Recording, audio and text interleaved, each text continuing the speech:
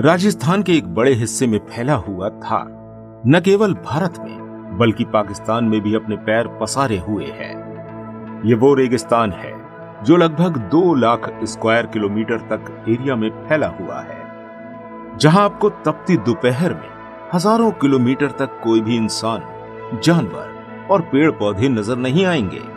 अगर आपको नजर आएंगे तो मीलों तक फैले बड़े बड़े रेत के सुनहरे टीले जो दिखने में बेहद खूबसूरत नजर आते हैं, जिस वजह से दुनिया के कई कोनों से टूरिस्ट इसे देखने और इसकी खूबसूरती का नजारा अपने कैमरे में कैद करने के लिए आते हैं।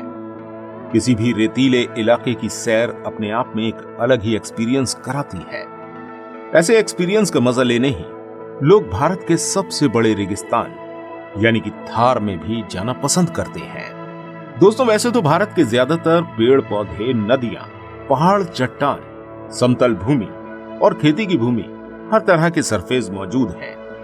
इसी तरह मौजूद है रेगिस्तानी इलाका जहां टोटली रेत ही रेत पाई जाती है।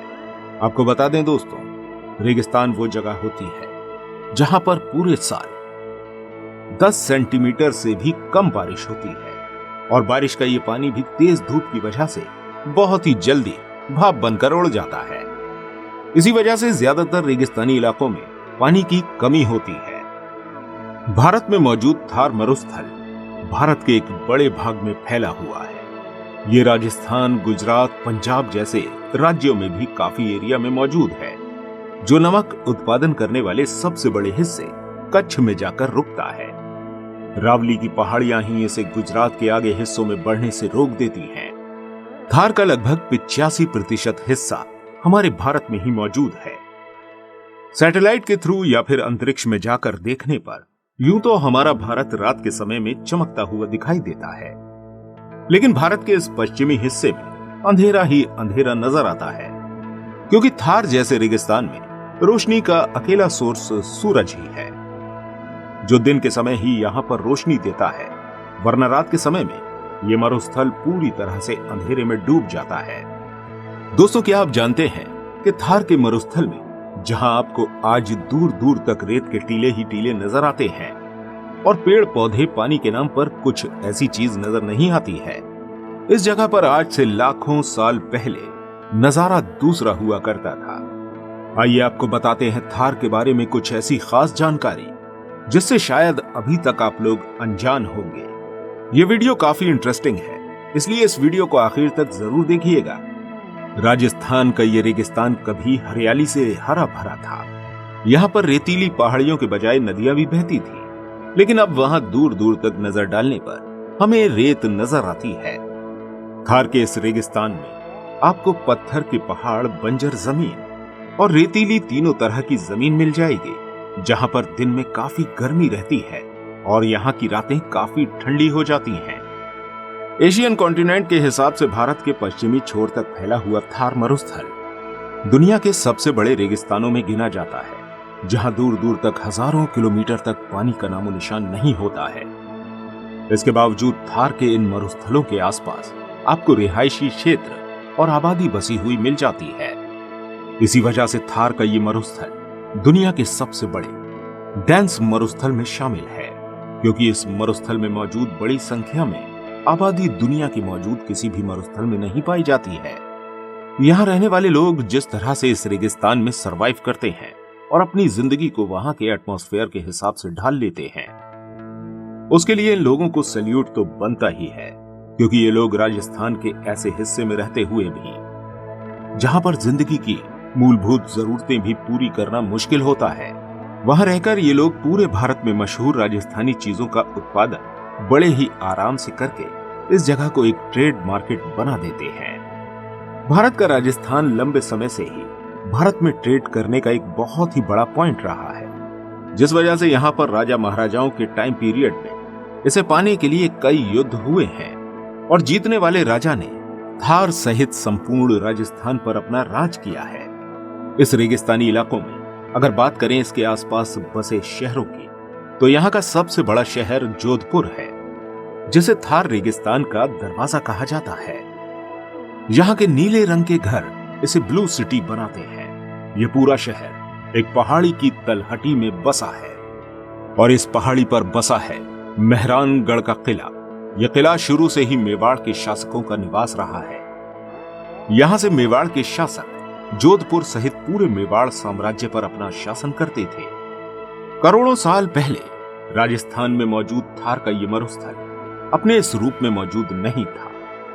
यहां पहले नदियां बहती थी, हरियाली उगती थी, लेकिन करोड़ों साल पहले पृथ्वी की टेक्टोनिक प्लेट्स में हुई हलचल की वजह से जहां एक तरफ हिमालय रेंज का स्ट्रक्चर बनकर तैयार हुआ, वहीं प्रकृति ने थार से भी उसके हरे भरे होने की वजह छीन ली। जी हां दोस्तों, जब हिमालय पर्वत रेंज के पहाड़ टेक्टोनिक प्लेट्स के आपस में टकराने की वजह से ऊपर की तरफ उठ गए, तब थार की तरफ बहने वाली कई नदियों का रुख यहां से मुड़ गया, जिस वजह से यहां पर पानी की कमी हो गई और धीरे धीरे हरियाली का नामो निशान यहां से मिटता गया, जिसकी वजह से यहां से बारिश ने भी अपना मुंह मोड़ लिया और आने वाले कई सालों में थार की यह जमीन पूरी तरह से मरुस्थलीय और बंजर जमीन में तब्दील हो गई। हजारों साल पहले मौजूद सिंधु घाटी सभ्यता कभी इन्हीं नदियों के किनारे पर जन्मी थी और इन्हीं नदियों के सूख जाने के बाद यह सभ्यता यहीं से खत्म भी हो गई। पुरातत्व वैज्ञानिक बताते हैं कि सिंधु सभ्यता के अवशेष मोहनजोदाड़ो, हड़प्पा, कालीबंगा कभी इसी थार रेगिस्तान का हिस्सा हुआ करते थे और नदियों के सूख जाने की वजह से ये सभ्यता यहीं पर ही विलुप्त भी हो गई थी। अगर बात करी जाए रेगिस्तान में मौजूद जानवरों और पक्षियों की, तो यहाँ पर ठंडे इलाकों से माइग्रेट करके कई तरह के बर्ड्स पहुंचती हैं। ये उन महीनों में आती हैं जब ठंडे इलाकों पर बहुत ही ज्यादा जमा देने वाली ठंड पड़ती है।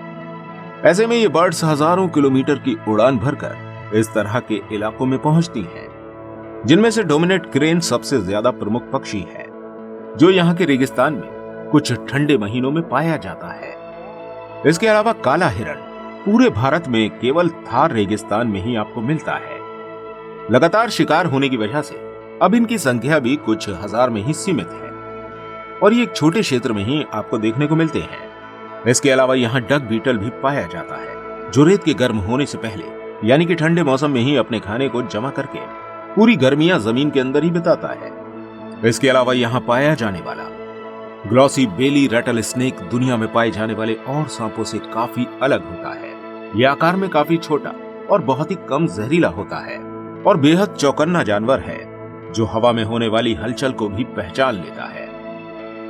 यहाँ पाए जाने वाला कांटेदार चूहा, जिसके शरीर पर बहुत ही ज्यादा कांटों की तरह बाल होते हैं, वो यहाँ का खतरनाक शिकारी है, जो इस तरह के जहरीले सांपों को भी खा लेता है। स्केल्ड वाइपर रेगिस्तान का सबसे ज्यादा जहरीला और खतरनाक सांपों में गिना जाता है। देखने में गोल्डन और रेत के कलर का ये सांप अपने गुस्से के टाइम पर अपने स्कैल्प या बॉडी को रगड़कर एक अलग तरह की आवाज निकालता है। इसकी दूसरी बड़ी खासियत ये है कि ये जब भी अपने शिकार की तरफ तेजी से बढ़ता है, तो ये अपने मुंह और पूंछ का ही सहारा लेता है, बाकी पूरा शरीर रेत में 2 या 3 सेंटीमीटर तक ऊंचा रखता है। इस वजह से ये तपती हुई रेत में भी आसानी से दौड़ पाता है। इसके अलावा इसकी तीसरी सबसे बड़ी खूबी ये होती है कि ये कभी भी सीधे ना दौड़कर हमेशा साइड की ओर ही दौड़ता है, इसलिए कुछ लोग इसे साइड वाइंडर स्नेक के नाम से भी जानते हैं। दोस्तों, थार में ठंड के महीने कुछ ही होते हैं और मार्च आते आते यहाँ का टेम्परेचर 40 डिग्री सेल्सियस तक पहुंच जाता है, जो कि बहुत ही ज्यादा होता है। और गर्मियों की तो आप बात ही ना पूछिए। थार के रेगिस्तान में मई और जून की दोपहर में किसी भी इंसान का जिंदा रहना शायद मुश्किल ही होगा, क्योंकि इस टाइम यहाँ का टेम्परेचर 50 डिग्री सेल्सियस से भी ऊपर पहुंच जाता है। ऐसी ही जानलेवा परिस्थितियों में इंडिया और पाकिस्तान बॉर्डर पर हमारी भारतीय सेना के जवान यानी कि बीएसएफ अपनी जान को जोखिम में डालकर अपने देश की रक्षा इसी तपते हुए थार के रेगिस्तान के बीचों बीच खड़े रहकर करते हैं। ये लोग यहाँ पर ट्रैवलिंग के लिए ऊंट यानी कि कैमल का यूज करते हैं, जिस वजह से भारत की सुरक्षा सेना दुनिया में कैमल रेजिस्टेंस के नाम से जानी जाती है। उम्मीद करते हैं थार के मरुस्थल का ये सफर आपको पसंद आया होगा, जिसके लिए आप हमारी इस वीडियो को लाइक कर सकते हैं और इस वीडियो को अपने दोस्तों के साथ शेयर जरूर कीजिएगा। मिलते हैं आपसे फिर किसी नई वीडियो में, तब तक के लिए गुड बाय।